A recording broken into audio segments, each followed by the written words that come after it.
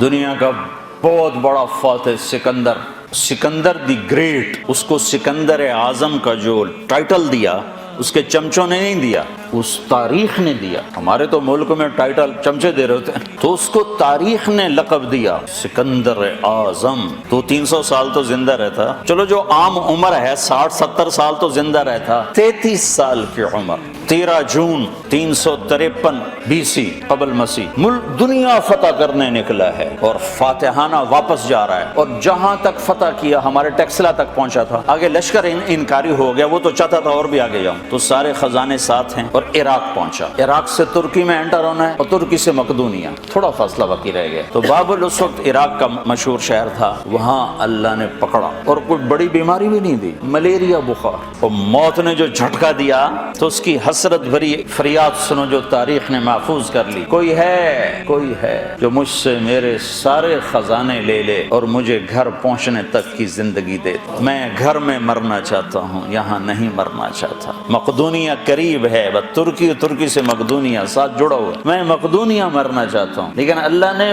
وہیں مارا، یہ بتایا کہ گریٹ صرف اللہ ہے، اعظم صرف اللہ ہے۔ سوشل میڈیا پر سب سے قدیم اور سب سے ریلائبل برانڈ درسقرآن.com